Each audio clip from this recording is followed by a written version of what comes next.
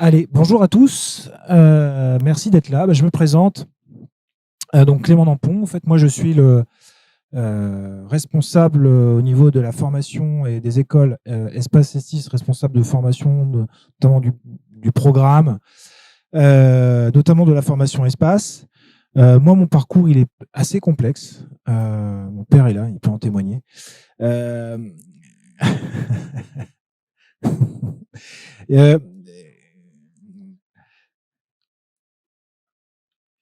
Et donc, moi, là-bas, je suis en formation en biologie. J'ai tourné ensuite dans plusieurs domaines qui sont la biochimie, l'immunologie, le développement de vaccins, très dans la recherche jusqu'à 30 ans. J'ai quitté le monde de la recherche pour l'enseignement et aussi l'entrepreneuriat. J'ai créé mes propres boîtes aujourd'hui et je donnais des cours à la fac, à droite, à gauche, etc. Aujourd'hui, je suis responsable de ce programme à Espace qui forme des managers pour les secteurs qu'on dit des biosciences, c'est-à-dire pour les industries pharma, agro, santé, cosmétiques. À côté de ça, je dirais maintenant l'école, c'est hobby. Et à côté de ça, j'accompagne des sociétés, je travaille dans des sociétés, notamment dans la santé numérique, qui est un monde, moi, qui me passionne depuis à peu près 5 ans. Où je me suis dit que alors moi je suis un geek, j'ai commencé avec mon Amstrad CPC à 7 ans, pour ceux qui connaissent, c'est des vieux ordinateurs anglais des années 80, et j'ai toujours été dans le numérique et de voir comment le numérique faisait avancer les choses. Et je ne suis pas codeur, je ne sais pas coder à un niveau, mais je me suis toujours posé la question, moi en tant que manager d'entreprise, de répondre à un marché, de se poser la question finalement comment les IA avancent là-dedans. Et pour être totalement transparent, en fait, je commence par la diapo par laquelle je finis. Je me suis dit, tiens, je vais changer cette fois-ci. C'est-à-dire que le grand débat aujourd'hui des IA dans la santé, et vous verrez que je vais vous raconter plein d'histoires. Plein d'histoires qui font réfléchir finalement non pas sur l'efficacité par rapport à un patient, l'efficacité par rapport à un traitement, mais finalement, qu'est-ce que ça demande comme question éthique plutôt que technique. C'est-à-dire bien sûr, vous verrez que je vous donnerai des fois des avis des médecins, mais ce qui m'intéresse, c'est aussi d'échanger avec vous, parce que finalement, peut-être qu'il y a des médecins dans la salle ou des futurs médecins, mais vous êtes sûrement aussi, avant d'être médecin, vous êtes un patient. Et donc, aujourd'hui, c'est comment vous, en tant que patient, ou peut-être professionnel de santé, vous allez être acteur de cette logique aujourd'hui de réflexion de tous les secteurs autour de la santé, que ce soit les secteurs de l'informatique, les secteurs de la logistique, les secteurs du médicament, les secteurs des biotechnologies, le secteur du diagnostic. Comment tout ça va rentrer dans cette guerre, on va dire, philosophique, vraiment dans la santé aujourd'hui, les intelligences artificielles, qui est de dire l'IA tire la corde vers elle et c'est elle qui va dominer la santé. Ou alors, on rentre dans la notion de collaboration, co-robot. Alors tout ça, ça a commencé il y a longtemps. Il était une fois. 2017, c'est il n'y a pas longtemps. Déjà des études de Bordeaux par le docteur Pierre Philippe, qui est directeur de SAMSI, qui est une agence qui développe en fait des avatars informatiques. Déjà, vous voyez, il y a 5 ans, donc c'est des résultats de 2017, donc c'est des études qui avaient commencé sur 2012-2013, de dire qu'à un moment, on pouvait peut-être remplacer le médecin par un avatar. Un avatar qui est finalement un espèce de représentation numérique. Alors vous voyez, en plus, avec une qualité graphique qui est quand même pas terrible, quoi. Et déjà à l'époque, on n'est pas dans la compétence tout de suite de performance d'IA. On est simplement dire qu'on utilise un avatar. L'acceptation des agents virtuels, alors ça c'est le texte de l'article, c'est pour ça que j'ai mis en italique, l'acceptation des agents virtuels est très bonne chez les patients, mais plus réduit chez les cliniciens. Vous m'étonnez. C'est-à-dire que là, vous voyez ce débat, dire à un moment où le numérique va rentrer en compétition avec le médecin, c'est un vrai sujet, parce que c'est ce qu'écrit Pierre Philippe, Université de Bordeaux, ils les perçoivent comme de véritables concurrents capables de récolter eux-mêmes, grâce à l'intelligence artificielle, les dernières données médicales. Vous voyez l'aspect anxiogène ? C'est pour ça que je vous montrais la diapo dès le début. Comment vous, en tant que patient, vous allez vous positionner quand sachant déjà que les médecins ne savent pas se positionner ? Et encore plus loin, ce qui est la phrase qui va me faire enchaîner, faire ma démonstration d'après, c'est ces craintes sont infondées ces craintes infondées, sont dues à un manque de connaissance de l'intelligence artificielle. 2017, on considérait qu'on avait des connaissances qui étaient insuffisantes. Et je vais vous montrer que maintenant, aujourd'hui, non. On a les connaissances, on a les outils, et que ces outils font des fois rêver, des fois font peur, en fonction du contexte et de qui est derrière. Vous voyez, ça, c'est 2017. Alors, je vais vous raconter des histoires, plein d'histoires. Et à chaque fois, je vais contextualiser ces histoires-là, et on aura le temps de débattre, le plus longtemps possible, j'espère, de finalement, vous, comment vous recevez les choses et comment vous réagirez. Et j'espère vous faire réagir. Et un peu peut-être vous provoquer aussi. Si vous devez quitter la salle en disant « c'est un imbécile », faites-le, vous inquiétez pas. Le premier cas, qui est un cas maintenant d'école en intelligence artificielle et santé, c'est le cas du diagnostic, et notamment grâce à l'imagerie médicale. Vous avez ici votre pauvre médecin interne qui a été formé avec 12 ans d'études dans la reconnaissance d'imagerie médicale pour détecter un cancer chez un patient qui vient de se faire mesurer dans tous les sens par une IRM, imagerie résonance magnétique. Hyper compliqué de voir à un moment de se dire malade ou pas malade. Quel est le risque? Malade. S'il n'est pas malade, au pire, il prend un traitement. Enfin bon, les traitements quand le cancer, rayons, chimio, c'est pas terrible quand même. C'est ce qu'on appelle faire du faux positif. C'est-à-dire de dire que quelqu'un est malade, en fait, qu'il n'est pas malade. Mais surtout, c'est de faire du faux négatif. C'est-à-dire, finalement, dire il n'est pas malade, et en fait, il est vraiment malade. Là, le risque pour le patient est encore plus fort. Et aujourd'hui, les médecins sont formés à ça. Sont formés d'abord à diagnostiquer, en vous écoutant, en vous mesurant biologiquement. Et bien sûr, de plus en plus, les études montrent que cela a des limites. Rapport de 2017 du journal de radiologie de 2017. Alors vous voyez, ça c'est une étude de mammographie. Donc on fait une biopsie au niveau du sein chez les femmes à risque de cancer du sein. On regarde les biopsies, on les colore avec certains types de colorants, on regarde ça au microscope. Et bien là, je vous mets au défi, mesdames et messieurs, de me dire qui est malade et pas malade. De voir une différence. Et aujourd'hui, les gens sont formés à ça. Les médecins sont formés à ça. Et le pire, c'est que si je vous mets d'ailleurs qui est malade et pas malade, même en vous disant la réponse, je ne suis pas sûr que vous voyez les différences. Vous voyez l'œil aiguisé du radiologue, du cancérologue, et de se dire, ça c'est malade, ça c'est pas malade, et ça c'est malade. Quelle est la différence quand on regarde la population? Ce sont des vraies compétences. Mais des compétences où vous voyez que aujourd'hui, les médecins en fait ont tendance plutôt à faire de faux positifs, à prendre moins de risques. C'est normal. Comme je vous l'ai dit, il y a moins de risques à dire que quelqu'un est malade alors qu'il n'est pas malade. Et on va prendre moins le risque de dire qu'il n'est pas malade alors qu'il est malade. Ça montre quoi? Ça montre que l'homme a ses limites. Et quand arrive la question que l'homme a ses limites, on se dit qu'est-ce qu'on peut trouver comme solution. Alors avant les IA, il y a eu les pigeons. Alors pourquoi? Parce que les pigeons, en fait, ont une capacité à détecter les nuances de couleurs. En plus, ils voient en noir et blanc, donc c'est des nuances de gris. Mais ils ont remarqué que des pigeons formés en fait avec des graines en 14 jours ont une meilleure capacité à regarder en fait, à détecter si à un moment la patiente est atteinte d'un cancer ou pas, par mesure microscopique et biopsie. Bien entendu, les chercheurs le disent, attention, on n'est pas là pour faire remplacer les médecins par des pigeons. Mais ce que ça a donné comme réflexion, c'est que l'homme a ses limites. L'homme a ses limites, et ça date de 2015. Vous voyez, on est 7 ans en arrière, c'est pas vieux. Et bien entendu, je vois pas de business model d'entreprise aujourd'hui qui vont construire des entreprises viables avec des pigeons élevés par des graines. Imaginez, vous êtes patient, on vous dit vous avez été diagnostiqué par un cancer grâce au pigeon Alfred. C'est un peu compliqué. Mais bien entendu, où l'homme a ses limites, on s'est dit mais pourquoi pas aller chercher les IA. Finalement, c'est quoi une image? C'est du numérique. Elle est capable de mesurer numériquement et de capter des données. Et ça, c'est l'intelligence artificielle couplée à ce qu'on appelle, vous verrez, j'en parlerai un peu plus, à une autre technologie qu'on appelle le deep learning. C'est quoi le deep learning? C'est la capacité, tiens, prends ces données-là, apprends. Et fais ton propre algo et deviens aussi efficace que moi. Si ce n'est des fois même plus. Et donc, la première, c'est Chest Next. C'est une IA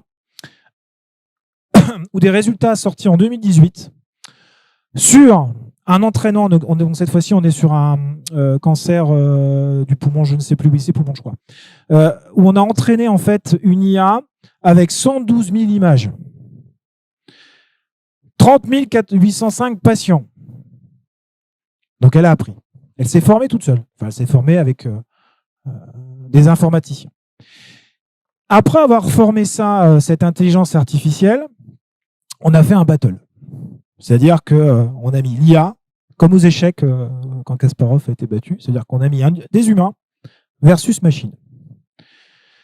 Alors les radiologues, hein, bien sûr, ils sont entraînés plusieurs années. Hein, et sur les 420 images, eh bien, ça y est, les performances de l'IA en 2018 étaient équivalentes. Ça y est, on arrive au même niveau.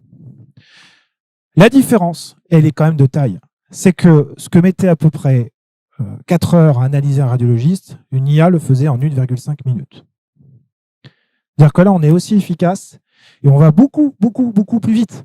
Et en plus, et c'est ça qui fait peur aux médecins, c'est qu'aujourd'hui, un radiologue qui a 12 ans d'expérience, parce qu'ils avaient pris bien sûr des références en radiologie, hein, ils n'avaient pas pris des étudiants internes sortant de radiologie, eh bien, 12 ans d'expérience face à un bébé qui, en 2 ans, a appris, en lui donnant des images, bah voilà, maintenant, diagnostiquement un cancer du sein, et là, c'était cancer du poumon, pardon, eh bien, il y arrive tout autant et beaucoup plus vite. Bien entendu, ça, c'était 2018 et 2020 est sortie une étude, cette fois-ci avec une cohorte beaucoup plus importante, qui est donc avec des universités américaines, anglaises, et qui est parue dans un des plus gros journaux de sciences, hein, Nature. Aujourd'hui, vous verrez, je vous montrerai quelques articles scientifiques, hein, Nature, Cell, PNAS, qui est English Journal of Medicine, etc., qui sont des références aujourd'hui dans la littérature scientifique, dans la littérature de la médecine, et qui sont reviewés par les meilleurs médecins scientifiques, qui est bien entendu, vous doutez bien que si je vous montre cette diapo-là, c'est que eh bien, l'IA a appris, et pendant 3 ans, c'est-à-dire qu'ils n'ont pas fait juste un battle rapide, pendant 3 ans, ils ont vérifié que c'était reproduit, c'était en pratique. Et bien entendu, l'IA est arrivée avec de meilleures performances. Ça y est, l'IA est plus rapide et elle est plus performante. Alors, c'est la question qu'on se posera à la fin. C'est finalement aujourd'hui, si votre médecin vous dit bon, bah, c'est une IA qui a déterminé que vous avez un cancer ou pas, vous faites plutôt confiance à un médecin ou une IA.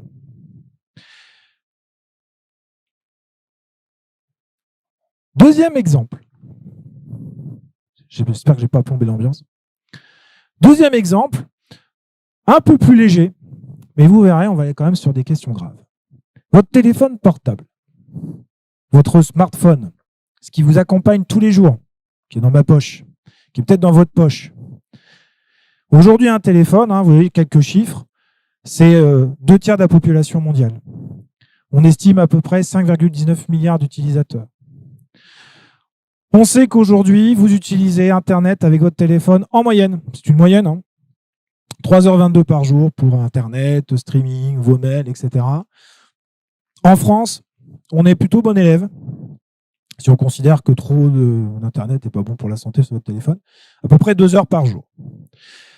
Votre téléphone, vous mangez avec, vous dormez avec. On appelle de doudou d'ailleurs, on dit le doudouphone, je ne sais pas si vous connaissez ça, c'est votre réveil du matin. Maintenant, vous n'avez plus de réveil que vous branchez, que vous voyez avec la radio. Non, vous réveillez avec votre téléphone. C'est votre téléphone qui règle votre rythme de vie aujourd'hui. Vous marchez avec, référence aux Beatles, hein, pour ceux qui connaissent. Et le truc le plus incroyable, c'est que vous vivez même des fois la vraie vie, enfin le moment présent à travers. Là, c'est cet exemple de concert, c'est que vous voyez à chaque fois des gens qui filment, qui prennent en photo, au lieu et d'inscrire le souvenir plutôt dans leur poche, plutôt dans leur tête. On est devenu aujourd'hui complètement accro à ces trucs-là. Et ça, je suis pas là pour en discuter. Et alors, bien sûr, de temps en temps, on téléphone avec. Pas tout le temps. Hein. Je pense que si on fait le ratio, combien de temps je passe au téléphone, combien de temps je regarde les photos Instagram ou les histoires sur Twitter et tout ça, c'est plus important. Et bien entendu, avec des centaines de milliers d'applications qui naviguent sur votre téléphone. Et alors, si on prend le cas de la santé, c'est 20 000 applications santé aujourd'hui sur Android, peut-être 30 000 sur l'Apple Store. 30 000 applications qui se disent, eh bien, je vais vous donner une information de santé ou peut-être vous aider à vous aider à mieux courir, vous aider à mieux manger, vous aider à quoi d'autre, à mieux respirer, à plein de choses. Et aujourd'hui, toujours dans cette relation d'un outil qui vient venir finalement à la place, prendre la place d'un médecin, d'un aide-soignant, d'un infirmier, d'un kiné aussi. Il y a aujourd'hui des applications qui sont fabriquées par des kinés, ça s'appelle Running Care, c'est une société, j'ai pas mis la diapo là, mais c'est une société Aura Santé, où c'est des kinés qui donnent des cours de coaching par application pour prévenir les blessures des runners. Vous avez des applications qui vous prenez une photo de votre repas, vous avez dessus le nombre de calories et qui vous dit attention, un peu trop de graisse. Hein. Ou attention, il manque de magnésium, on va manger des noix. Donc vous avez quand même des fois un conseil nutritionniste dans votre poche, avec abonnement gratuit, etc. Bon. Et donc, c'est tiré d'un article de 2020, d'une étude un peu des médecins, comment ils ressentaient ces applications santé qui finalement les mettaient face à des utilisateurs qui font des fois plus confiance à leur application qu'à leur médecin. Mais docteur, mon téléphone me l'a dit. Vous voyez des exemples. Tu as vu cette nouvelle application sur le sommeil, toi qui es de la partie, toi qui es médecin, qu'en penses-tu? La réponse du médecin, c'est une application sur le sommeil ne remplace pas une polysomnographie. C'est quoi un polysomnographe? C'est un truc qui vous mesure dans la nuit, que vous dormez bien. Très utilisé pour ceux qui vont se faire diagnostiquer l'apnée du sommeil, par exemple.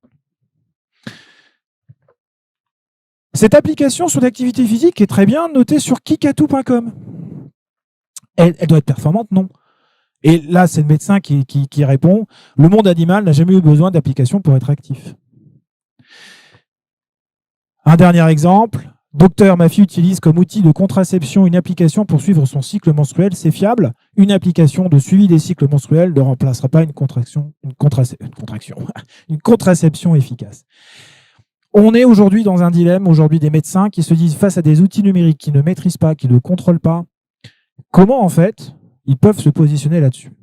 Il y a eu des études très sérieuses, en Chine notamment, qui ont été voir l'aspect de la dépression postpartum. Alors, pour ceux qui ne savent pas ce que c'est que la dépression postpartum, ou ceux qui ne la connaissent pas encore, c'est le moment en fait de dépression qu'ont des fois les parents, surtout les mères, après la naissance de l'enfant.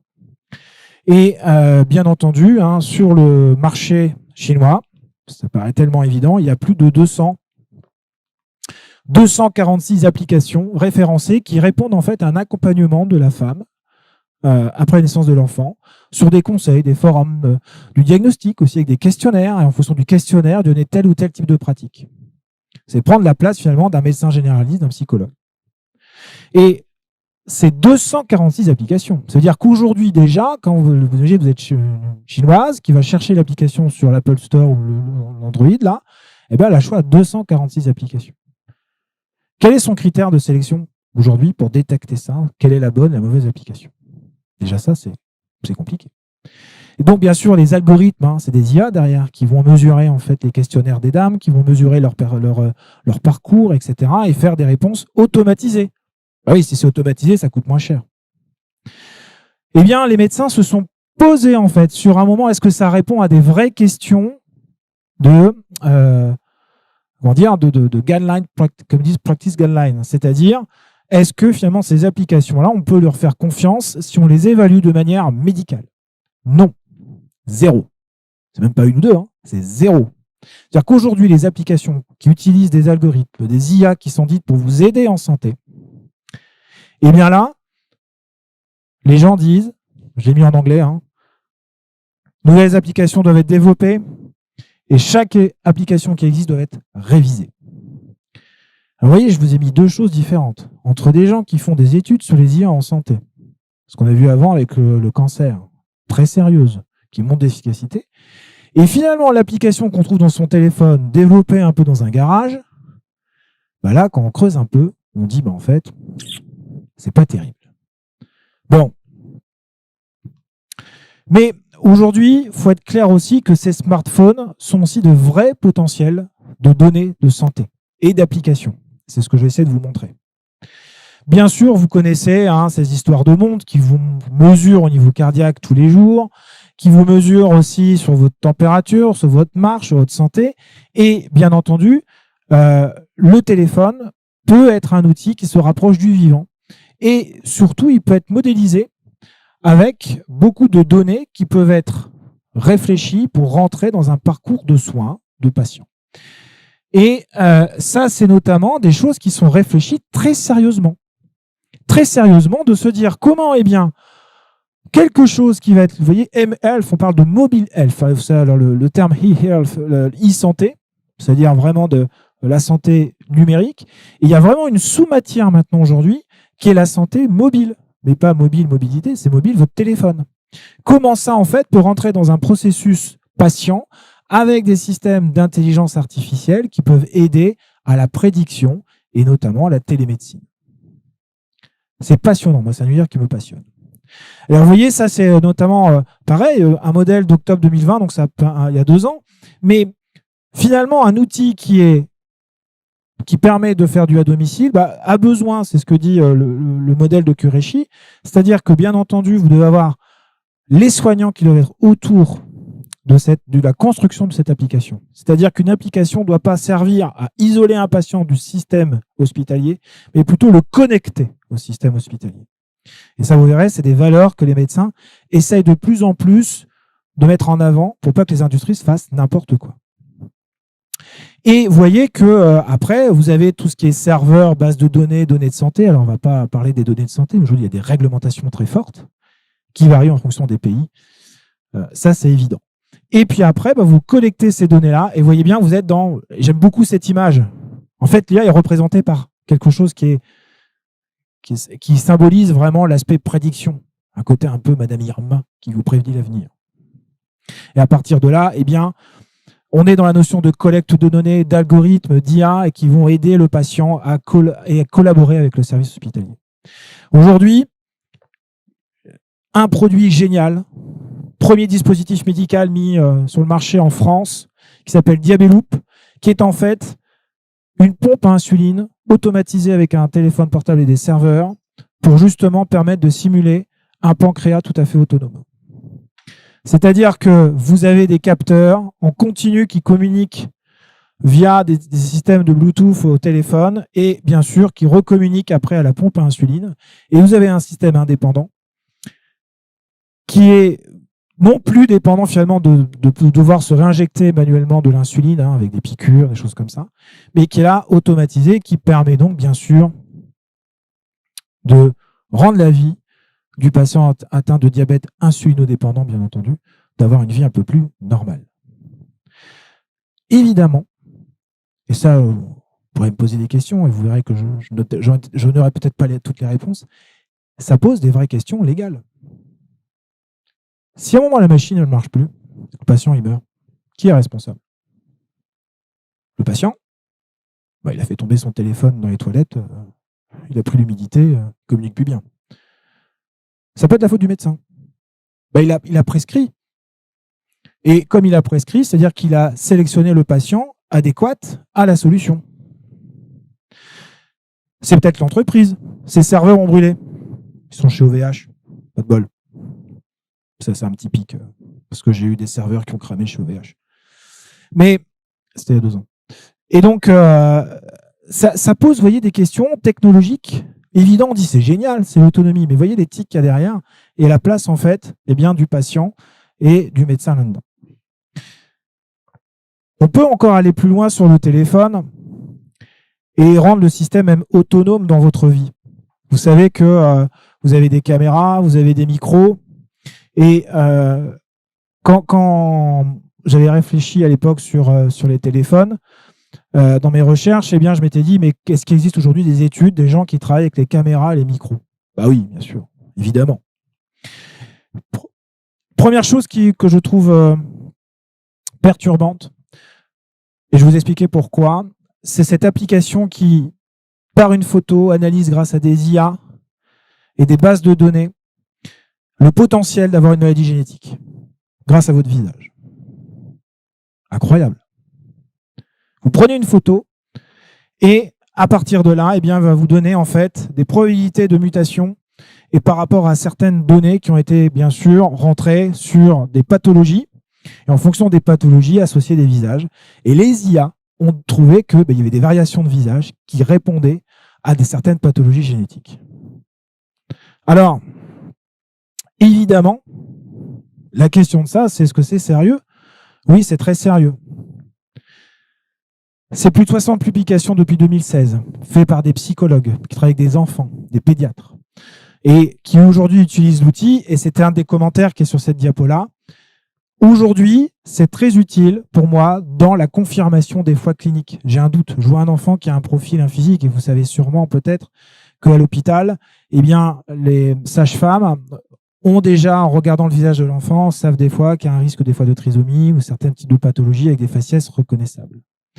Eh bien, pour certaines pathologies, c'est évident que des fois, il y a besoin de plus d'aide, malgré l'expérience. Imaginez ça disponible sur vos Apple Store et Android, et que vous fassiez un partage à tout le monde via Facebook, etc. Et que vous donnez ça à des lycéens, à des collégiens. Est-ce que c'est une technologie aujourd'hui qu'il faut mettre à la main de tout le monde ou que aux professionnels? Parce que finalement, je pourrais prendre la photo de n'importe qui ici, partager sur Facebook et donner le risque de pathologie génétique et d'informations d'ailleurs que vous avez. Vous voyez les questions éthiques?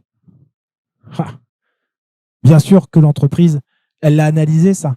Aujourd'hui, quand vous travaillez sur une intelligence artificielle, vous êtes obligé d'avoir cette réflexion-là. Et que, bien entendu, cette IA-là, ça sera que pour le service professionnel médical. Alors, ce qui est intéressant, c'est là, on est sur l'image, mais ici, il montre sur quoi en fait on peut analyser. Et alors, ils peuvent analyser les voix. Alors, sur la voix, là, je vais vous piquer un peu peut-être.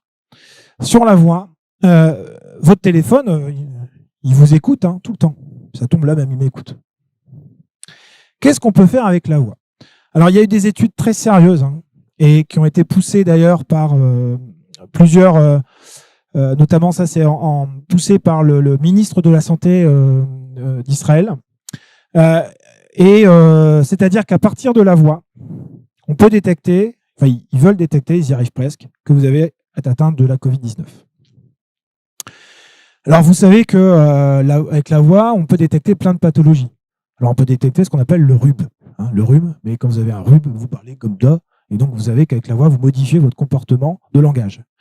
Mais aussi, vous avez certaines pathologies où vous avez la voix un peu dessous, etc. Donc c'est facile de comprendre qu'avec la voix, eh bien, on peut détecter des inflammations des cordes vocales ou des fonctionnements aussi du système respiratoire.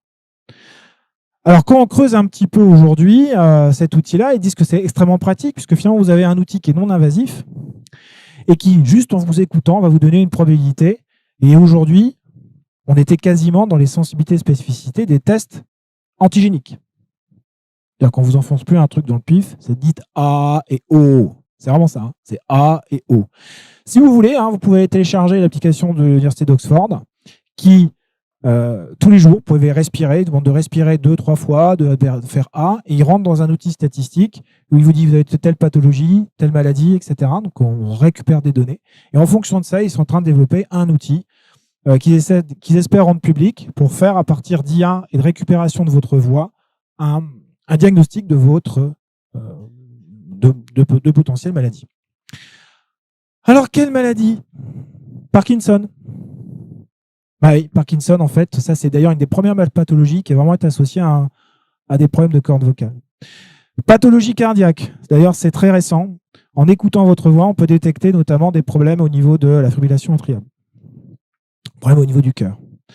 On peut détecter des infections, de la démence. Alors ça, c'est la démence, c'est par rapport à votre manière de parler. Aussi des problèmes cardiaques sur ceux qui font des AVC. Aujourd'hui, ils travaillent beaucoup sur les AVC, parce que vous savez que sur les AVC, il peut y avoir des fois des comportements de langage qui sont variés par asthénie au niveau facial, c'est-à-dire que vous perdez au niveau musculaire. Vous avez aussi beaucoup de maladies respiratoires. Et ça, aujourd'hui, ce sont des systèmes qui pensent automatiser pour vos téléphones portables. C'est-à-dire votre téléphone, en vous écoutant, pourra sûrement vous dire très bientôt si vous êtes malade, grâce à votre voix. Et là, c'est ça que je fais là. La question, c'est que est-ce que vous activeriez, vous, cette notification? Est-ce que vous installerez-vous l'application aujourd'hui qui peut-être vous dira que vous avez un cancer? Imaginez, vous êtes dans votre voiture. Je fais Siri, s'il te plaît, est-ce que tu peux me trouver une boulangerie? Et il dit oui, je t'ai trouvé la boulangerie. Par contre, je t'ai mis un rendez-vous dans ton agenda avec un pneumologue qui n'est pas loin. Fusionnez en fait l'application avec votre agenda. Et il peut se connecter à Doctolib en même temps pour vous prendre un rendez-vous. Vous voyez toutes les possibilités. Encore une fois, c'est ce que je vous dis dès le début. Posez-vous la question, vous en tant que patient. La technique est là. La technologie sera là. Mais après, c'est où on va amener. Troisième chose, je voulais vous amener à réfléchir. Et j'espère que je ne serai plus qu'à la fin qu'animateur de discussion entre vous. C'est sur la recherche. Finalement, aujourd'hui, la recherche, c'est vraiment aujourd'hui comment l'IA peut aider à trouver des solutions en santé. Là, vous avez vu le diagnostic. Surtout le diagnostic, la mesure, la compréhension du corps pour un choix médical. Alors, sachez que aujourd'hui, les IA, en fait, ont déjà été utilisées dans ce qu'on appelle du repositionnement de médicaments. Alors, je ne sais pas si vous savez ce que c'est que le repositionnement de médicaments. Il y a un exemple que tout le monde connaît. Non? Je vais vous le dire. Il y a peut-être des sourires en coin de certaines personnes ici qui n'osent pas le dire. Moi, je vais le dire. C'est le Viagra. Le Viagra, au début, était une molécule qui était faite pour des problèmes au niveau circulation, cœur, etc. Ils ont remarqué qu'un des effets secondaires, bien sûr, c'est de provoquer l'érection chez l'homme. Et que les effets bénéfiques de médicaments pour les problèmes cardiaques n'étaient pas assez bons. Mais on a relancé le marché pour les problèmes d'érection. Le repositionnement, c'est ça. C'est-à-dire d'un moment de se poser la question de, OK, on a des molécules, est-ce qu'elles peuvent servir à faire d'autres pathologies? Et un des grands enjeux, bien sûr, vous le savez sûrement, c'est la guerre contre les bactéries et notamment la résistance aux antibiotiques. On estime qu'aujourd'hui, la résistance aux antibiotiques pourrait être responsable de 10 millions de morts par an dès 2050 si on ne trouve pas de nouvelles solutions d'antibiotiques. Je sais, je prends un peu l'ambiance, mais heureusement, eh bien, l'IA est là. L'IA est là et article dans Cell, alors c'est 2020, c'est assez récent, vous voyez, 2020 ici. Et finalement, on n'est plus là pour remplacer le médecin, on est carrément là pour remplacer le chercheur. Le chercheur, qu'est-ce qu'il a fait? Eh bien, il a utilisé une IA pour remplacer ce qu'il fait en laboratoire. Aujourd'hui, quand on crible des antibiotiques, on fait ça, ce qu'on appelle in vitro. Alors, qu'est-ce que l'on fait? On prend plein de molécules et on les teste sur plein de bactéries. Et puis, à un moment, on repère, en fait, des molécules qui empêchent de faire pousser des bactéries sur des boîtes qu'on appelle boîtes de Petri. À partir de là, eh bien, c'est quelque chose qui est très long. Il faut avoir les collections des molécules. Il faut des fois acheter les molécules et c'est trouver les bonnes conditions, etc. Alors, le casse-café l'IA, qui a permis de travailler, développer ce qu'on appelle une autre manière de travailler, c'est plus in vitro, c'est-à-dire plus dans des tubes, mais in silico. Alors, la silice, je ne sais pas si vous savez, c'est la matière première des circuits électriques des ordinateurs. Donc, on dit ça que c'est quand une étude est faite in silico, en fait, c'est des ordinateurs qui ont travaillé à notre place. Donc, on est in silico, qu'est-ce qu'on a fait? On lui a donné en fait des molécules pour qu'elles s'entraînent. Toujours logique d'une IA, avec du deep learning, donc de l'apprentissage. On lui donne des données. Donc, voilà comment, ça c'est des antibiotiques. Voilà comment ils fonctionnent et voilà quelles bactéries ils tuent. Et avec toutes les structures, des molécules, plein de choses. Et à partir de là, eh bien, après, prends toute la littérature qui existe, tout ce qui a été écrit depuis plus de 60 ans sur les recherches des bactéries, des antibiotiques, et trouve-moi quelque chose. Elle a trouvé. Elle a trouvé une molécule qui s'appelle la allicine. Vous verrez pourquoi allicine après. Et c'est l'antibiotique le plus puissant qui n'a jamais existé. Un des plus puissants avec un spectre très large. Un potentiel de marché énorme. Molécule avant qui était utilisée pour traiter les gens avec des problèmes de diabète. Et alors ici, vous voyez, ça tue vachement par rapport aux autres. Vous voyez, si vous mettez une bactérie ici avec du ciprofloxacine, c'est un antibiotique, ça marche pas très bien. Là, vous tuez vachement bien. Alors, ce qui est intéressant, dans le terme allicine, là c'est une petite anecdote, peut-être que les fans de science-fiction vont comprendre, c'est que dans la tradition, il y a des traditions chez les microbiologistes, c'est que quand on trouve un antibiotique, eh bien, on prend l'organisme d'origine et on met in à la fin. Vous voyez, la pénicilline, ça vient du pénicillium. Streptomycine, ça vient de la moisissure Streptomyces. Allicine, à votre avis, est-ce qu'il y en a d'où ça vient? Exactement. Ça vient d'un ordinateur psychotique. Je vous rappelle, c'est un ordinateur psychotique qui pète un câble et qui veut détruire l'humanité. Et le jeu de mots à l'époque, je ne sais pas si vous le savez, c'était si vous descendez à chaque fois, vous allez sur la lettre d'après, en fait, AL, c'est IBM, une lettre en moins. Je ne l'ai pas mis là, mais Stanley Kubrick, que beaucoup sûrement connaissent ici, a fait ce film de SF, a travaillé avec IBM. Et IBM a écrit une lettre à l'époque en disant « Je me décharge toute responsabilité par rapport à cet ordinateur qui a essayé de tuer le monde ». Mais ce que ça traduisait déjà à l'époque, c'était les années 60, et c'est toute la peur qu'engendraient les IA aujourd'hui. Et vous voyez que tout ce que je vous raconte là, je suis sûr que ça doit peut-être vous remuer des fois un peu à l'intérieur aussi. Mais ça, aujourd'hui, les IA, c'est la peur des IA. Et moi voilà, vous prenez les bouquins de Von Voigt, de Dick, on en parlait tout à l'heure, de Asimov, qui sont des gens en SF, qui se projetaient dans le futur avec ces intelligences artificielles, le numérique, etc. Ce sont déjà des peurs et des visions d'avenir qu'ils avaient. Et là, l'histoire, c'est que ça y est, on y est là. On y est. Alors, bien sûr, aujourd'hui, l'intelligence artificielle et le repositionnement de médicaments, eh bien, vous doutez bien que c'était des enjeux très forts et que les États, l'Europe, les États-Unis ont financé beaucoup d'entreprises, notamment entreprises bénévolentes et Excentia, qui ont aujourd'hui développé des outils qui permettent de trouver des médicaments. Et aujourd'hui, il y a des études, ils ont repositionné des molécules, ils sont dans des phases cliniques. Ça y est. Donc, on aura peut-être des traitements à la Covid-19, etc. Et notamment, gérer l'infection. C'est-à-dire que là, en fait, vous voyez, l'IA, il est vraiment un outil pour le chercheur. C'est-à-dire qu'il lui donne les données, il a le problème de santé, et il va venir, donc on est dans la collaboration. Alors, la limite de ça, c'est qu'en fait, elles font du repositionnement. C'est-à-dire, je prends ce qui existe déjà, et je vois si je peux servir à autre chose.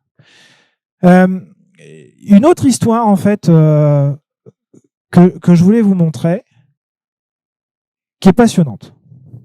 Et vous verrez qu'on va parler de jeux de société aussi.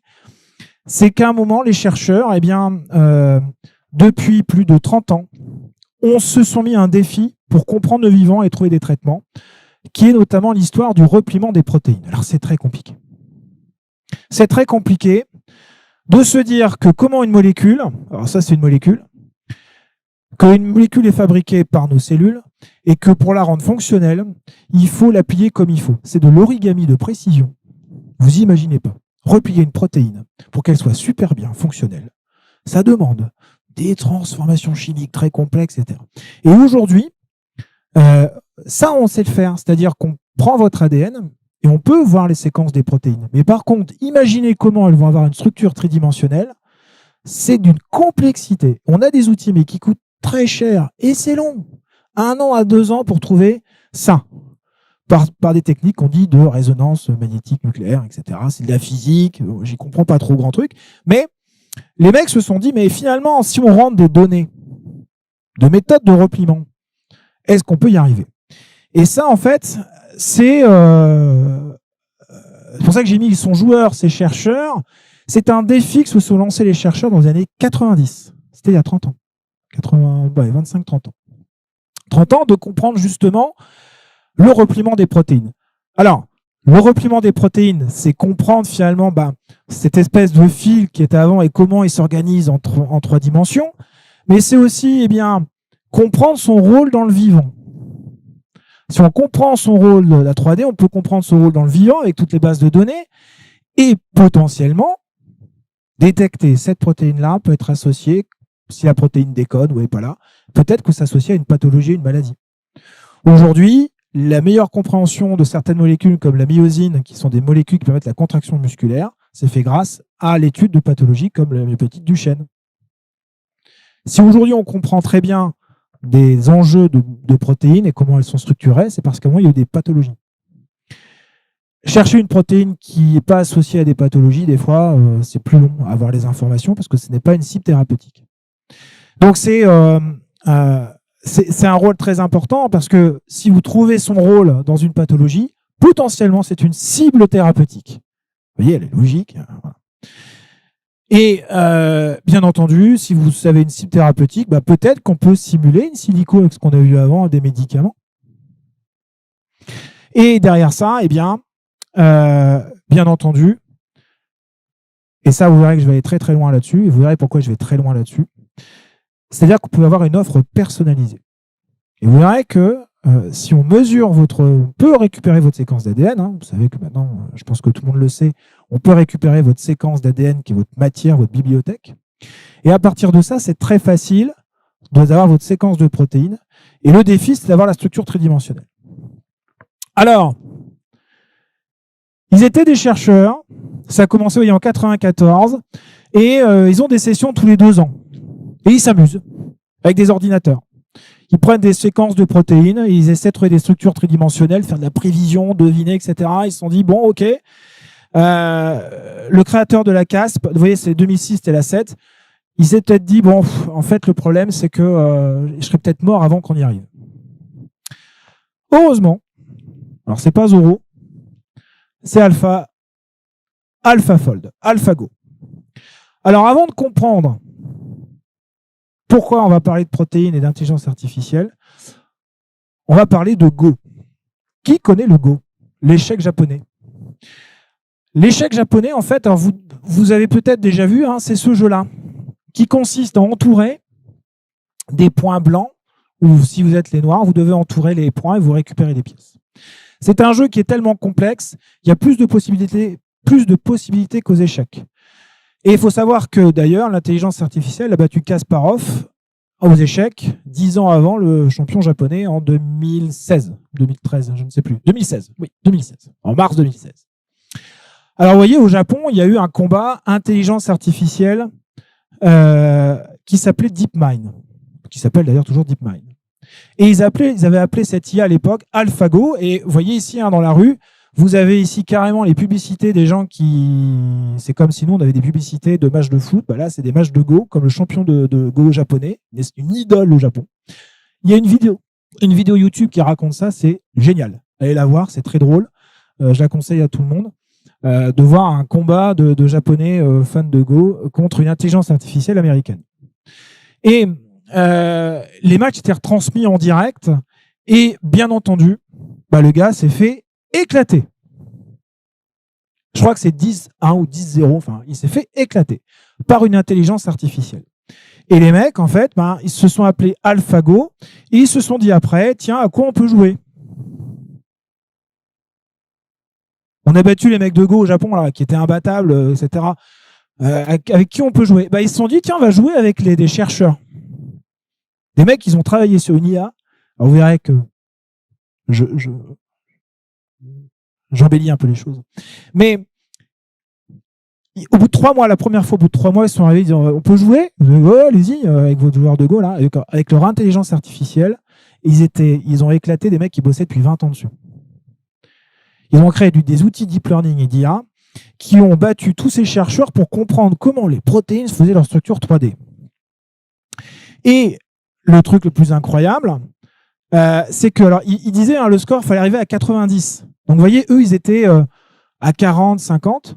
Et AlphaFold, donc ceux qui étaient avant AlphaGo, qui venaient de battre des Japonais. Donc vous voyez, c'était 2018, 2016, on a tué les Japonais, enfin on peut jouer, ils ont mis 2 ans, bouf, ils ont déjà éclaté tout le monde. Et il faut savoir que 2 ans après, ils sont arrivés à 92. Voilà, pouf, voilà, tout le monde était tapis.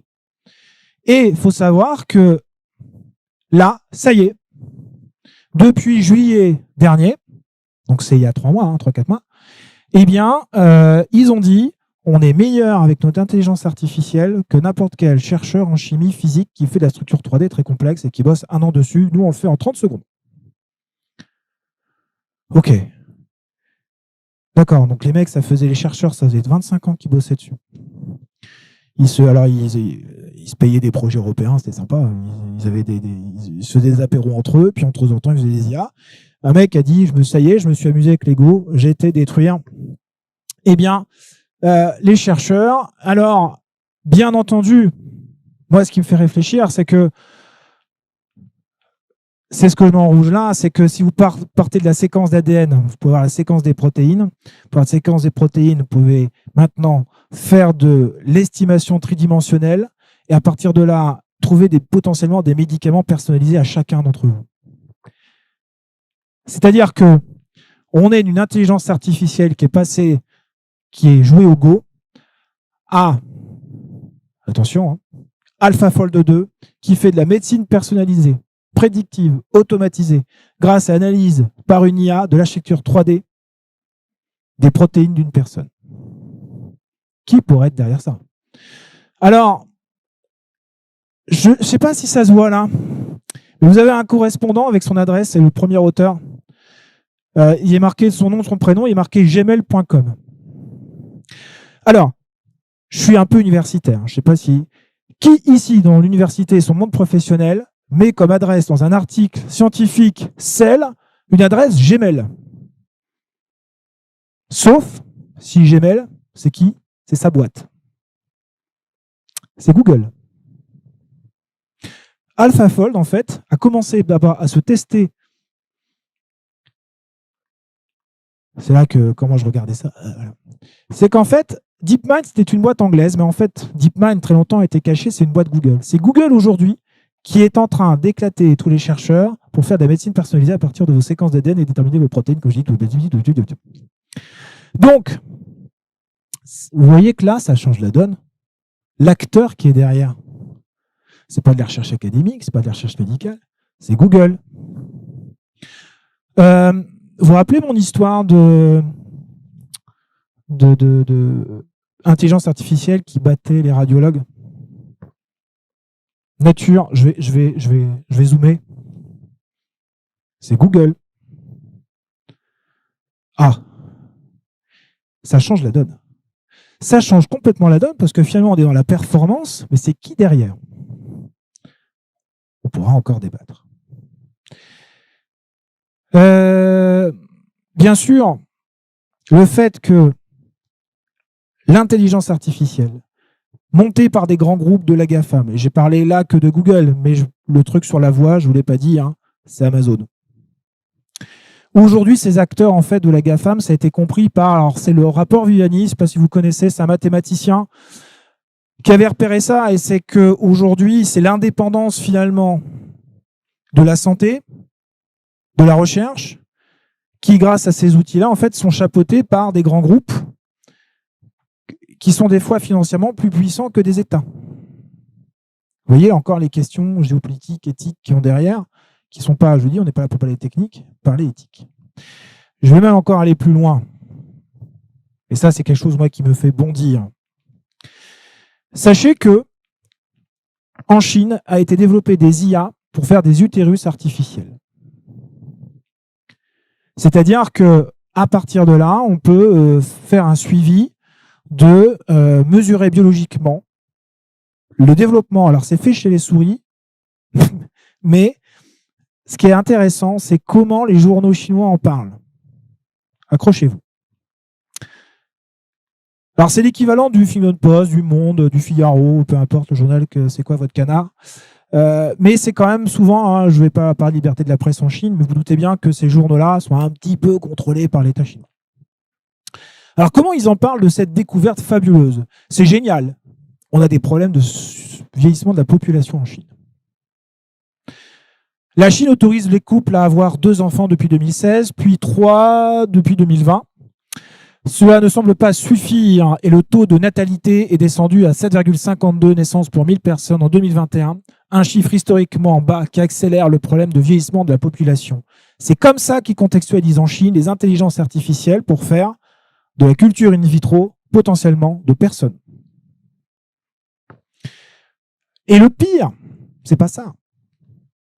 C'est l'intelligence artificielle peut également classifier, et là ça me fait vomir, les embryons selon leur état de santé, leur potentiel, pour leur développement futur, détecter des anomalies et signaler tout problème majeur. Alors je vous ai pas mis le commentaire du médecin qui gère ça dans les hôpitaux en Chine. Il a dit, bien entendu, les tests chez l'homme, c'est compliqué parce qu'aujourd'hui en Chine, on ne peut pas faire la PMA. On ne peut pas faire de procréation médicale assistée. Ok. Je rappelle que la Chine, c'est le pays qui a dit il y a 7-8 ans, non, d'enfants CRISPR, chez nous, jamais. Et c'est eux qui ont fait les premiers enfants CRISPR, je vous rappelle, c'est les enfants qui ont été génétiquement modifiés. Des jumeaux. Alors, moi, ça fait peur. Et alors là, c'est mon côté geek, mais on va vers ce qu'on appelle vraiment des technologies qui, à un moment, considèrent quoi le vivant. On peut faire des cultures. Là, vous connaissez peut-être Matrix. Il manquerait plus qu'il y ait un mec, un Américain fou, qui crée un métavers. Bah, c'est en train d'arriver. C'est-à-dire que technologiquement, on peut tout imaginer aujourd'hui. Entre le vivant, le virtuel, l'intelligence artificielle, compter, c'est incroyable. Vous voyez que là, oui, aujourd'hui, c'est pas possible. Mais quand on met tout bout à bout, on y va. Techniquement, on y va. Alors, je ne sais pas s'il faut rentrer en résistance. Bon, on va conclure. Prenons les paris. Prenons les paris de dire à un moment, eh bien, est-ce que finalement le combat de la machine, on va qui va le gagner, qui va le perdre, qui va dominer ça? C'est quoi? Les politiques, les entreprises, c'est les grands groupes? Est-ce qu'on va arriver sur, eh bien, vous voyez ici, le robot empathie. Vous voyez, moi j'ai commencé avec ça, l'empathie du robot qui est meilleur du médecin, mais il peut servir l'empathie du robot, donner une soupe, un petit bonbon pour que le gamin se fasse vacciner par mon gentil médecin qui est adepte à la technologie. Parce que, bien entendu, ça passe évidemment aujourd'hui, l'humanisation de l'IA passe par l'adhésion des médecins à ça. C'est évident. Et je peux vous le dire, moi je travaille beaucoup avec ces gens-là. Si vous avez 6 heures et que vous voulez voir comment vivent les médecins aujourd'hui et l'Académie de médecine, il y a la conférence du 3 mai 2022 qui est disponible sur YouTube. Et c'est extrêmement intéressant de voir aujourd'hui comment les médecins ont pris conscience de ça. Et dans les formations, les médecins, les formations, ça y est, elles changent. À Paris, maintenant, il y a une formation qui est de pluridisciplinarité. C'est-à-dire qu'ils vont être formés aux algorithmes en physique et en informatique. Pas pour, bien sûr, être informaticien, mais pour comprendre. Parce que l'environnement change. J'en ai discuté il y a 2-3 semaines avec un des responsables de formation de médecine à Paris. C'est absolument passionnant de comprendre finalement comment toutes ces technologies avancent tellement vite, avec des fois pas de questions en amont. C'est-à-dire qu'on fait les technos, on voit qu'on sait les faire. Mais à un moment, prends un pas en arrière et regarde ce que tu fais. Et comment tu prévois que cette technologie peut évoluer dans 10, 20, 30 ans? Déjà, aujourd'hui, elle répond à un besoin. Et cette image-là, en fait, est assez révélatrice de quasiment 2 à 3 ans de travail. Alors, vous pouvez aller le voir, hein, j'ai même mis le temps ici à 1h24, 34 de la première partie, parce que la deuxième partie dure aussi 3 heures. Vous avez donc Antoine Gesbuller qui explique comment aujourd'hui les intelligences artificielles doivent venir aider les médecins et rentrer dans un parcours patient. Pilotage des données en temps réel, rentre des données intelligibles et partageables, anticipé, soutien à l'action et à l'apprentissage, outils numériques pour les patients, les proches, les aidants, aide à la décision, outils pour la décision partagée, inclusion des patients dans des études cliniques, Déidentification, annotation, consentement, partage des données pour la recherche, dossier électronique du patient, itinéraire clinique, pour problème c'est compliqué, outils diagnostiques, le travail normal, les réseaux sociaux d'entreprise, la gestion des ressources humaines aussi, la simplification des processus, des outils collaboratifs, sûrement de nouveaux métiers. Et ça, les médecins en sont conscients. Et l'amélioration de l'ergonomie des outils numériques. C'est ça les défis aujourd'hui qui sont portés par les médecins. C'est ça aujourd'hui, après plusieurs années de travail et clairement d'anxiété, de peur de leur métier, de, je dirais pas leur piédestal, mais presque. Il y en a qui vont très loin, disant que les généralistes vont disparaître. Qu'à un moment, eh bien, la médecine va être bouleversée et que les formations sont bouleversées. Évidemment, vous, en tant que patient, vous serez bouleversé aussi. Parce que vous suivez une évolution, peut-être que vous ne comprenez pas. Ou peut-être vous êtes acteur dedans. Comme je vous dis, vous pouvez être professionnel, mais vous êtes avant tout un patient. On a toujours été patient avant d'être médecin. Vous êtes toujours un bébé qui a crié en sortant du ventre de sa mère et qui a été vacciné, qui a été traité, etc. Et donc, vous avez votre propre histoire avec ça. Évidemment, j'ai aucune réponse. J'ai aucune vision de l'avenir de ce qui va être. Je n'ai que des interrogations. Mais aujourd'hui, quand je travaille beaucoup en télémédecine, avec des sociétés en télémédecine, il y a des IA, des algos. Quand je discute avec ces gens-là, c'est que si vous respectez le secteur de la santé, il vous respectera. Et aujourd'hui, si moi j'ai un avis à donner, c'est que les intelligences artificielles ne me font pas peur. C'est qui est derrière l'intelligence artificielle. Si vous avez une IA qui permet de suivre quelqu'un pour d'éviter un accident cardiaque, génial. Par contre, si vous avez une IA qui fait pousser des humains pour gérer de la population et qui fait de l'eugénisme, je ne suis pas fan. Même pas du tout. Voilà. Merci pour votre écoute.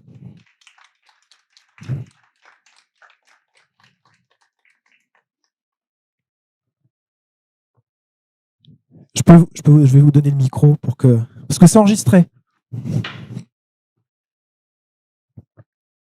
Merci, c'est très, très passionnant. Mais alors, là, je sors d'une conférence, on était plusieurs, qui était donnée par un médecin, un spécialiste, un radiothérapeute à la fac de médecine, qui nous a dit à un moment, bon, l'IA va nous pouvoir faire tout ce que la technique peut faire.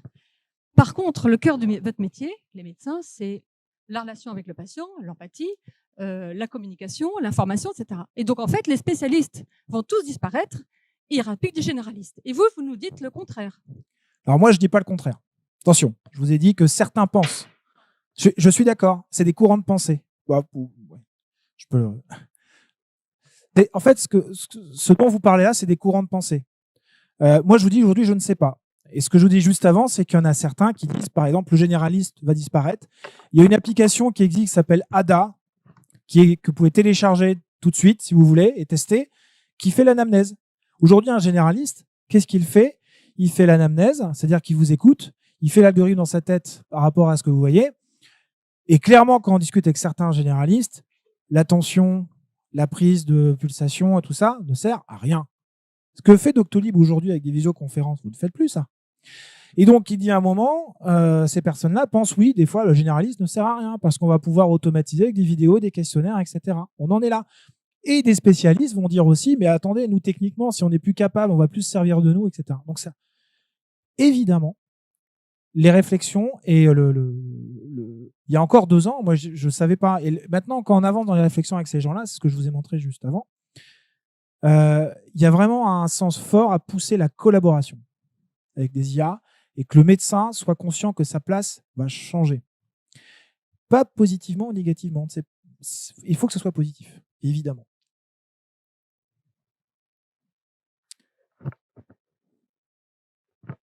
Okay. Merci pour votre présentation. De rien. Je voudrais rebondir sur l'aspect empathie que la femme a mentionné. On l'a bien vu, l'IA, c'est un outil très, très efficace dans le domaine de la médecine. Mais je voudrais savoir, face au risque de dépendance qu'il y a justement à cette intelligence artificielle, est-ce qu'il n'y a pas un risque en fait de rupture du processus de socialisation qu'il y a derrière le traitement d'une maladie par un humain. Parce que il faut savoir que l'empathie, ça fait également partie du traitement du malade. Est-ce que l'IA, à travers ses algorithmes, est capable d'apporter cet accompagnement psychologique, empathique aux patients? Alors, plusieurs réponses à ça. Première réponse, oui, il existe des intelligences artificielles aujourd'hui, je vous doutez bien que je peux vous parler de tout, qui font aujourd'hui de l'accompagnement psychologique. Ça existe. C'est en cours de développement et ça permet de mesurer, même en fonction des réponses, etc. Il y a des choses qui existent qui sont même dans des traitements. Ça, c'est à part. L'IA que je vous propose là, elle est du diagnostic. C'est-à-dire qu'aujourd'hui, il faut bien comprendre qu'on peut remplacer techniquement, avec tout le futur qu'on voit là dans 3-4 ans, avec les compétences des médecins aujourd'hui. Ça a l'air d'être possible. Ça a l'air. Pas dit que c'était. Ce qui veut dire aussi, c'est que le médecin doit retravailler sa place. Et pas que le médecin. C'est l'ensemble des secteurs d'activité de la santé, enfin, des secteurs des métiers, c'est-à-dire les infirmières.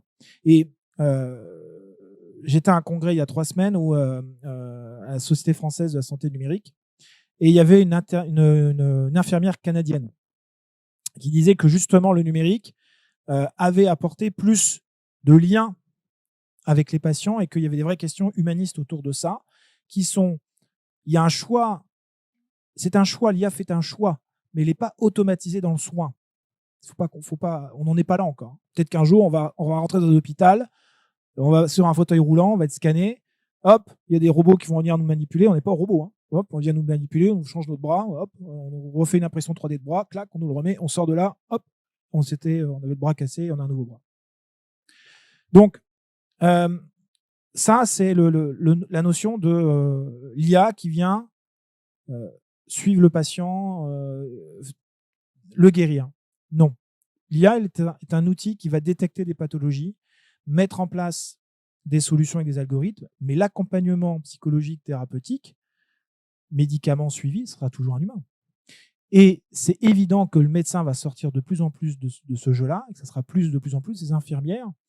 Et d'où des discussions aujourd'hui, je ne sais pas si vous savez, mais maintenant l'infirmière a un master, et même au Canada, au Québec, c'est un doctorat en soins infirmiers. Pour que justement, en fait, ces gens qui sont suivis en distance, mesurés à distance, diagnostiqués à distance, par des systèmes suivis quand même par des médecins, toujours. À mon avis, tu ne seras jamais à zéro. Mais derrière, ça va demander beaucoup plus de soins à domicile. Et ça va justement dans les politiques de santé aussi. Je mets un doigt dessus important. Le soin à domicile, qui est la solution du vieillissement de la population depuis maintenant plusieurs années, dans tous les pays. Ça va? Ça répond?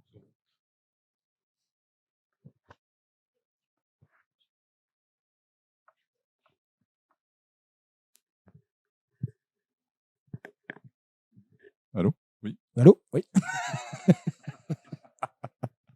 Merci pour cette conférence très intéressante. Juste un tout petit commentaire. Vous disiez que l'important était dans la collaboration. Le chef du projet de IBM qui a gagné aux échecs il y a 20 ans, en 97, quand on lui a demandé sa conclusion de toute cette affaire, c'était qu'il a dit l'avenir est dans la collaboration IA et AI humain. Mais ma question, c'était pas ça. C'était, comme j'habite en Angleterre, j'ai un peu suivi l'histoire de DeepMind. Et je fais un cours sur le futur, je présente l'histoire du Go à mes étudiants comme exemple de la puissance de l'AI. J'avais aucune idée du AlphaFold. Oui, c'est la suite. Donc je vais parler de ça maintenant. Et ma question, c'était quel est leur profit à DeepMind après le AlphaFold? Est-ce qu'il y a un truc encore un plus insoluble sur lequel ils sont? Alors, à mon avis, là, ça y est, ils vont rester dans le vivant. C'est juillet, hein, donc à mon avis, c'était en juillet le dernier. Là. Le dernier résultat, c'était juillet. Et la publication dans Cell, c'est dans Structure, qui fait partie des bibliothèques. Enfin, dans la publication, c'est 7 juillet. Donc, c'est tout récent. C'est il y a 3 mois. Donc, à mon avis, ils sont déjà sur un autre truc. Mais surtout, les choses que je pressens avec des choses un peu d'insider, etc., c'est qu'ils veulent aller plus loin maintenant dans la compréhension de 3D des protéines, c'est la thérapie. Je vous ai mesuré. Maintenant, comment je peux vous soigner? Et c'est là que c'est le futur de la médecine personnalisée.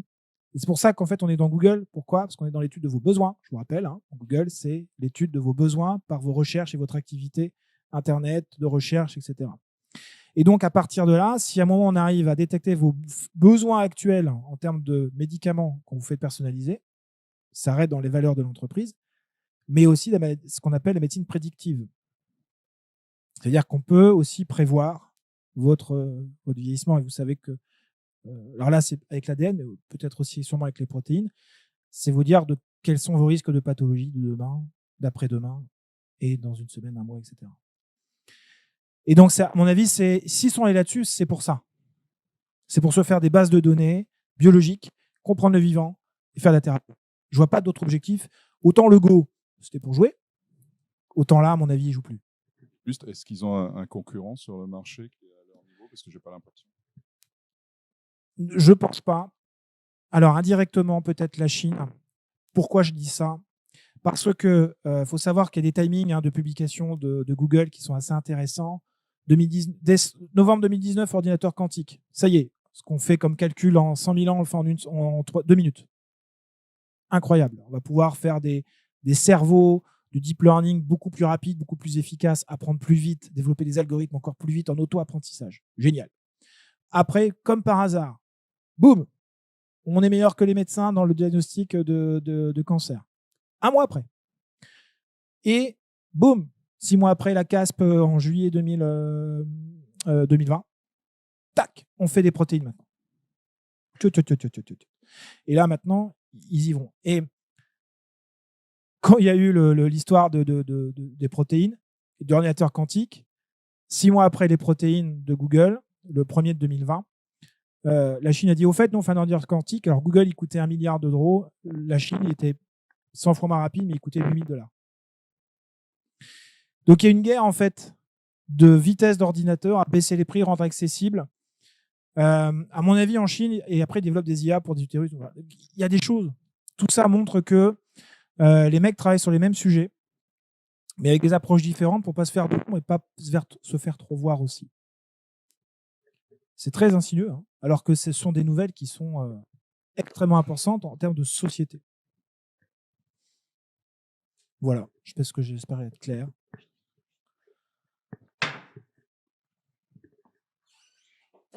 Moi, j'aurais une question. Est-ce qu'il y a des études chiffrées sur la vie des patients concernant d'une part la relation humaine avec son médecin, mais aussi la confiance qu'il pourrait avoir par rapport à l'intelligence? Ça, c'est l'étude justement que j'ai montrée tout au début. Par rapport à l'empathie, la confiance. Ah bah ça va avec. Alors là, non, ça j'ai pas en tête. Ça doit sûrement exister. Ah, dans tous les cas, j'en ai dit des choses.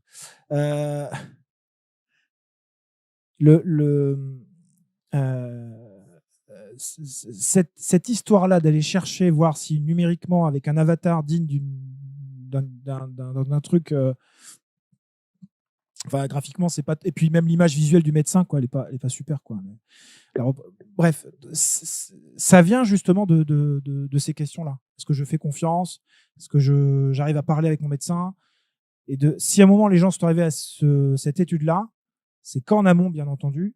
Aujourd'hui, on sait que des patients ne se livrent pas à 100% à certains médecins pour des sujets des fois qui sont trop personnels ou très compliqués. Et que face à une machine, je me sens plus à l'aise. En termes de confiance, ça malheureusement, j'ai pas. Tout ce que je peux dire, c'est que généralement, dans la population, il y a pas les technophobes, mais ceux qui ont peur des nouvelles technologies et qui sont souvent très réfractaires de base. Et ça, il y en a toujours. Alors après, des détails chiffrés, j'en vois pas trop, non. Mais il y aura des gens qui seront bien sûr contre ça et qui voudront pas, qui auront peur de ça, c'est évident. Des patients, des médecins, des professionnels de santé. Moi, j'en connais. Des professionnels de santé qui disent jamais, je n'aurai jamais ça dans mon cabinet. Jamais je ne ferai une conférence via Doctolib. Jamais. Mais après, il y a le fait de toujours avoir la dernière décision faite par le médecin et d'avoir plus l'intelligence artificielle comme une donnée qu'on utilise ou qu'on n'utilise pas. C'est le débat aujourd'hui. Pour avoir discuté avec quelqu'un à l'HAS, je ne sais pas si vous connaissez l'HAS, qui est ce qu'on appelle Haute Autorité de Santé, qui classifie en fait les protocoles avec les plateformes concrètes. Bon, bref. Et c'est une personne, c'est pas l'HAS, qu'on soit bien clair. Si jamais un outil me montre une meilleure performance en termes de bénéfices-risques et coûts médico-économiques, alors oui, je me passerai du médecin. Si à un moment, on me prouve que cet outil-là est meilleur que n'importe quelle pratique aujourd'hui, et ça c'est le cas de la santé, ce qui fait que c'est un monde en constante innovation parce qu'on sait qu'à un moment, quelqu'un va sortir quelque chose de meilleur. Et qu'aujourd'hui, si dans un parcours patient, on estime qu'il faut automatiser une partie, et qu'à un moment, on dit au médecin c'est vert ou c'est rouge, et c'est pas toi qui dis si c'est vert ou rouge. Vert, tout va bien, rouge, il est malade. C'est déjà le cas un peu. Aujourd'hui, on fait des tests diagnostiques qui sont validés par des dosages de PSA ou dosages de biopsie. Le médecin utilise ces données-là, mais à un moment, c'est pas lui qui décide si ces données sont fausses ou pas. Mais là, encore une fois, l'IA, si elle montre vraiment qu'elle a une efficacité au-dessus et un gain surtout médico-économique, il risque d'avoir le médecin de bypasser plusieurs choses, qu'à la fin, il soit en suivi plutôt du patient et pas dans la décision thérapeutique. Oui, il y a une question là-bas. Je peux donner le... Merci Marine. Bonjour, je suis désolée, je n'ai pas suivi le topo, je suis arrivée en retard, mais j'ai quand même une question. La place de l'examen clinique dans l'intelligence artificielle, c'est où? Alors, il peut l'avoir. Alors, parce que c'est comme la base de... Enfin, moi, je suis médecin, en fait. En fait, et c'est la base de ce qu'on enseigne à nos étudiants. Oui. Et je ne vois pas comment l'intelligence artificielle peut remplacer un examen clinique. Après, aujourd'hui, ça existe déjà. Il y a des outils qui, par pudeur et par... attention, je ne sais pas que je suis pour. Je ne suis pas polémiste, mais il y a des outils aujourd'hui, des gens qui se positionnent sur des algorithmes qui remplacent l'anamnèse. L'examen clinique. Je ne parle pas de l'anamnèse. L'anamnèse, c'est factuel, c'est très facile. Ouais. L'examen clinique est palper un ganglion, palper une artère, voir s'il y a des œdèmes. Ah oui, bah oui. Et ben ça, l'intelligence artificielle ne peut pas le faire. Si. Si après on l'associe à des robots, à des mesures, à des outils, d'IRM, etc. Non, mais l'IRM, ça remplace pas. Après, il y a une question de. Il y a aussi une question de coût de la médecine. Moi, je me bats avec mes étudiants régulièrement parce que pour eux, c'est scanner, IRM, sans examiner le patient. Ouais. On dépense des fortunes avec ça parce qu'on fait n'importe quoi. Oui, je suis d'accord. Et du coup, comment l'intelligence artificielle, elle ne voit pas comment elle peut pallier un examen clinique qui permet d'orienter... Encore une fois, oui. Alors là, l'IA y arrivera quand elle arrivera à récolter des données de palpation. Ça, c'est impossible. Le malade, il ne peut pas se palper lui-même. Soit on met des machines qui palpent. Ah ouais. Non mais, non mais voyez, je suis d'accord avec vous. Attention, qu'on soit bien clair. Tout à l'heure avant, de la tension artérielle, ça sert à rien. Si, ça sert. Quand les médecins généralistes voient un patient, il peut détecter une hypertension qui n'est pas symptomatique, pas connue, qui doit être. Je suis entièrement d'accord. Et il y a plein d'exemples comme ça. Donc, oui.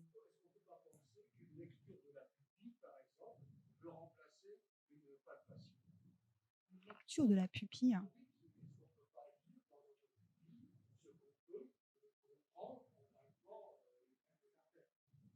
Ah là, je vois pas en fait. En fait, alors, encore une fois, et c'est exactement ce que j'entends par beaucoup de médecins et je suis entièrement d'accord. Quand je vous ai dit tout à l'heure qu'il y a des médecins qui pensent qu'à un moment, l'auscultation de tension lors d'une visioconférence, par exemple, ne sert à rien.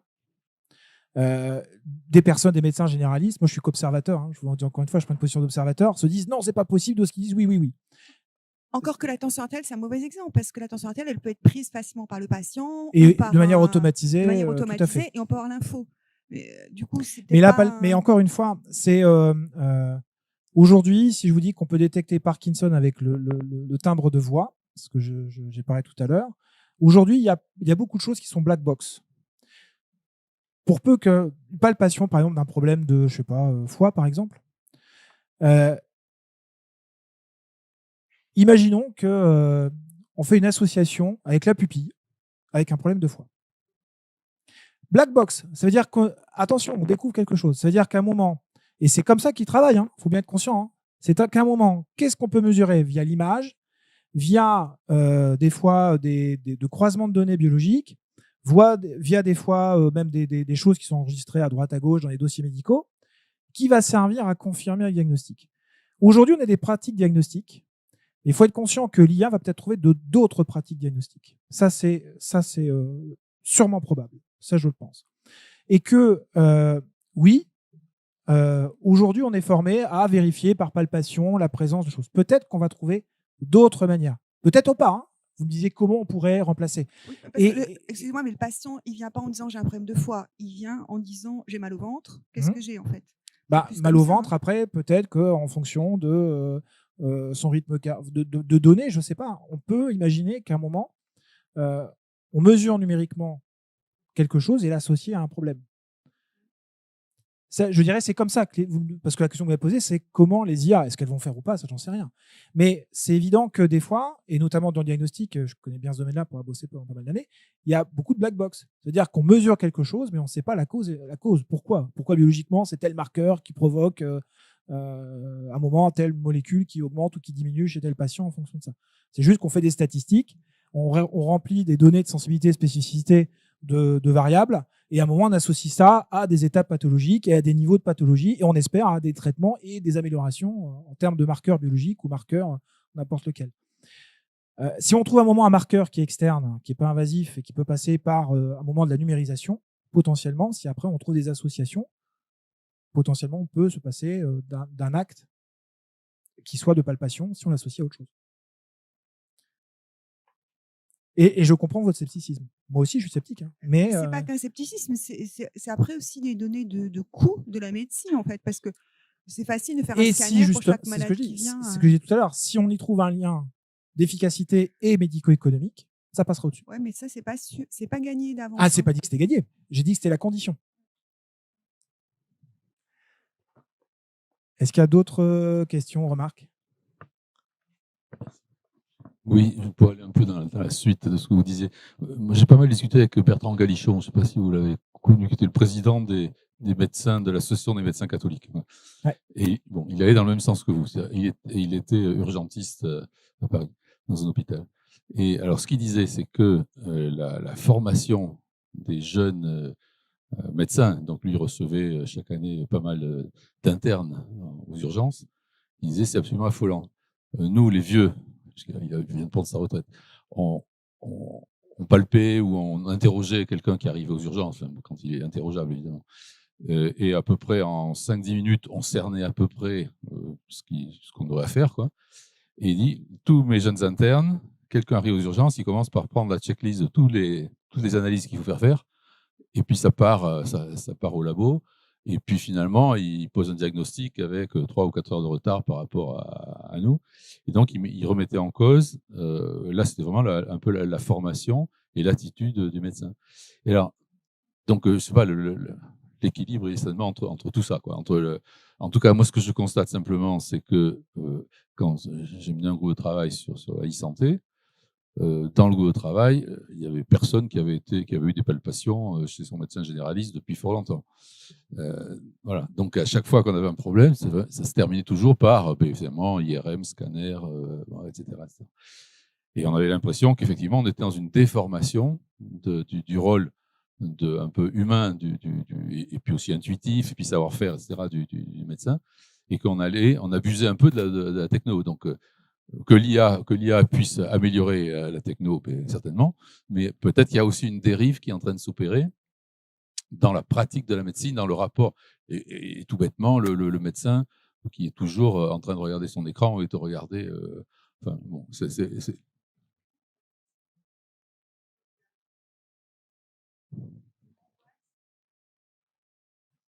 Ouais. Ouais. Oui, on se protège, mais voilà, oui, je comprends.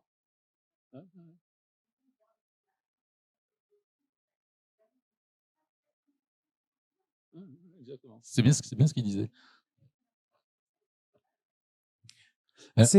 Dans tous les cas, c'est ce que je vous ai montré à la fin, cette image-là, et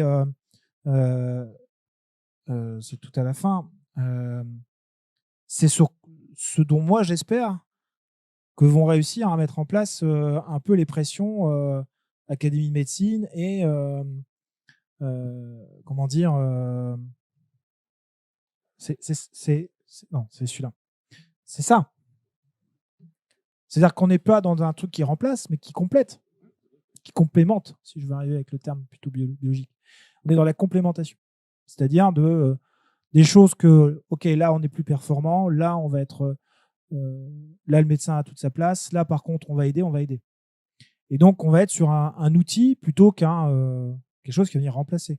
C'est ça quand même aujourd'hui qui est le message que je dis par ça, c'est que toutes ces technos-là ont créé, et ça je le ressens, je pense que vous le ressentez peut-être avec un aspect très anxiogène par rapport aux médecins, qui se posent des questions sur le fonctionnement aujourd'hui, la formation, etc.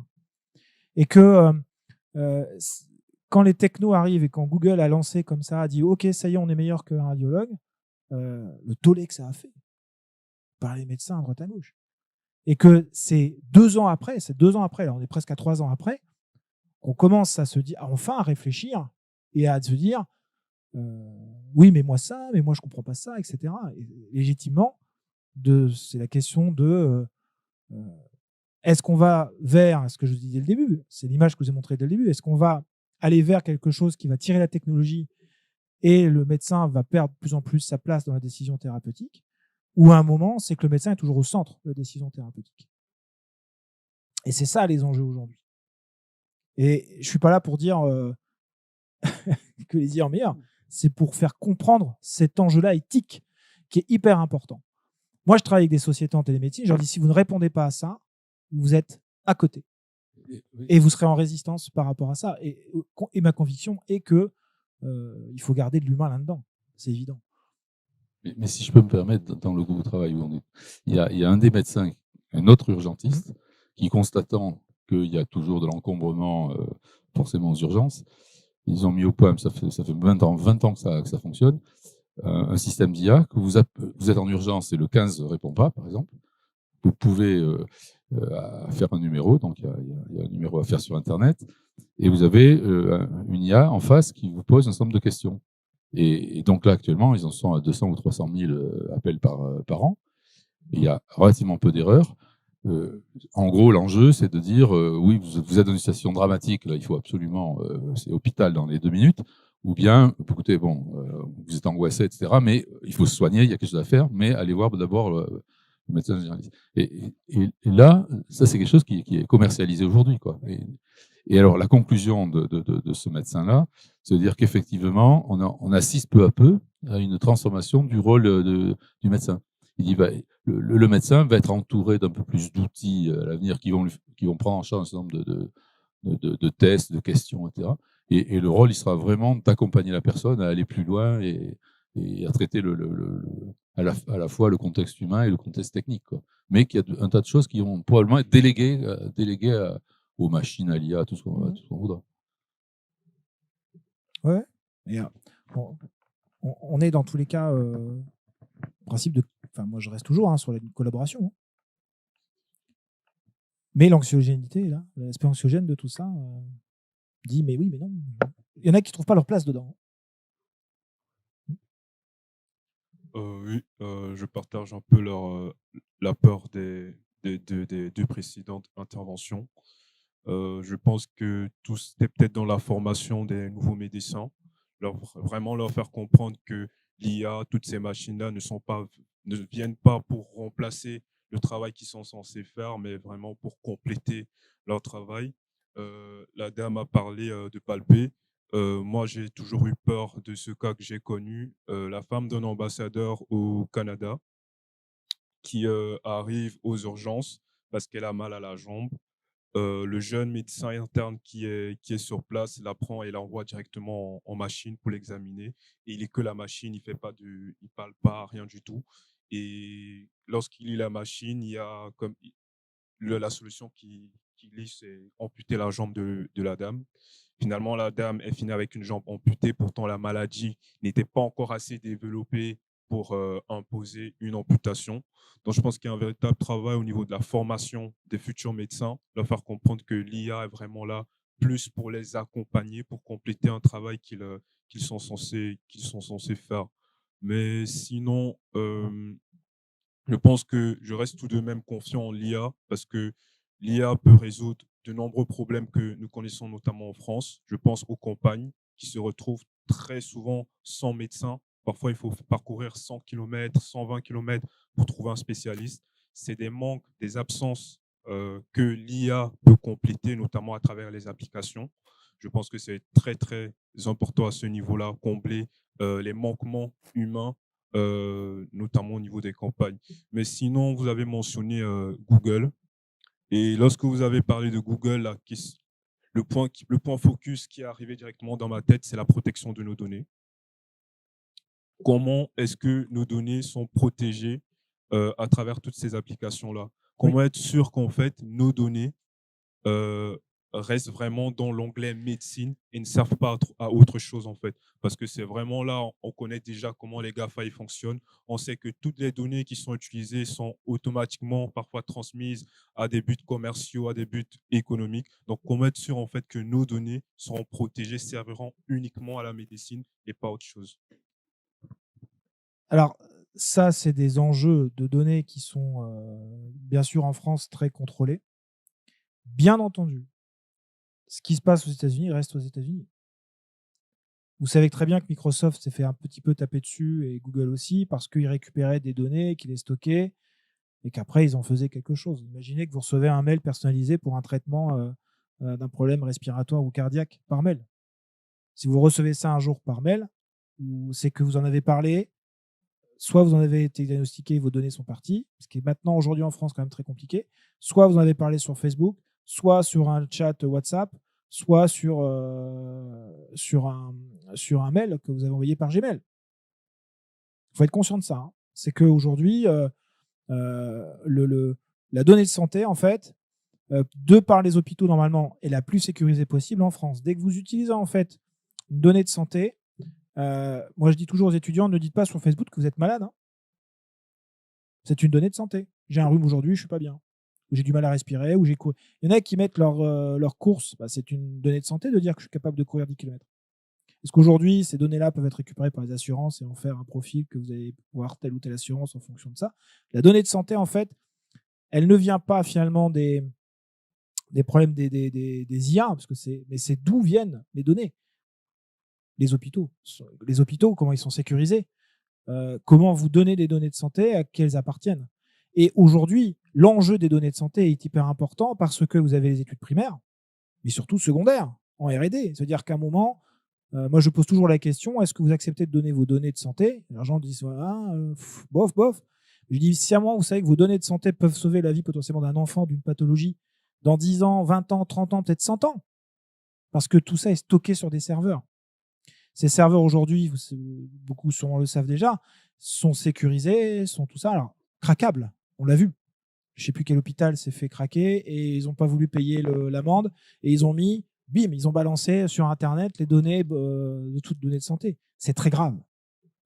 C'est très grave. Anecdote, je ne sais pas si vous savez où sont stockées les données en Russie de santé, sous le Kremlin. Toute donnée qui passe de santé par la Russie ou le serveur russe est redirigée directement sous le Kremlin. C'est politique, c'est éthique, encore une fois, mais le risque d'échapper aux données santé, alors j'ai pas les articles, j'ai pas ça ici, mais de ce que j'avais compris, discuter avec des spécialistes là-dedans, c'est surtout sur ce qu'on raconte sur les réseaux sociaux. Le risque est plutôt là. Sur les hôpitaux, normalement, c'est cadré. Mais après, bien sûr, comme tout cadre, à un moment, il peut être cassé, et comme on a vu l'exemple d'hôpital, choper les données.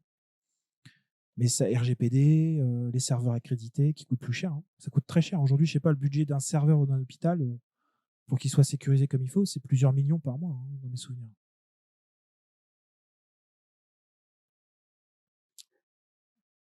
Toujours.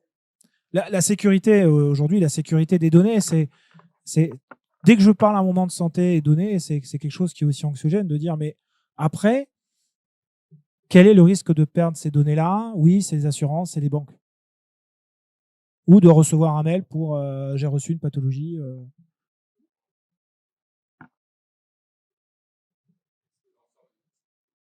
Sont du bien commun. Tout à fait. Et ça, c'est des vrais sujets. Alors, c'est des sujets qui sont encore discutés, et c'est notamment des études secondaires des données de santé, qui sont des vrais sujets aujourd'hui, notamment dans la collecte. Que veut dire ces données-là? Comment on les classe? Il y a des vraies équipes de travail sur ça aujourd'hui en France. Vous doutez bien que les IA sont dedans aussi pour à un moment sortir des profils, des personas, et même des collectes de données, et des IA qui essaient de... C'est des IA qui utilisent les données pour comment on peut utiliser les données. Et comment d'autres IA peuvent travailler. On en est là aujourd'hui sur ce truc-là. Mais là, c'est très complexe. Et aujourd'hui, les champions là-dedans, c'est Sanofi. Parce qu'après, ils revendent des données, ils en récupèrent, font des trucs de R&D.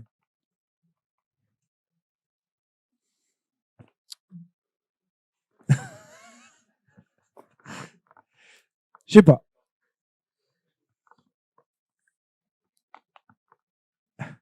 Est-ce qu'il y a d'autres questions, remarques? N'hésitez pas. Voilà. En tout cas, merci de m'avoir écouté. J'espère vous avoir fait réfléchir. En tout cas, moi, oui. Merci.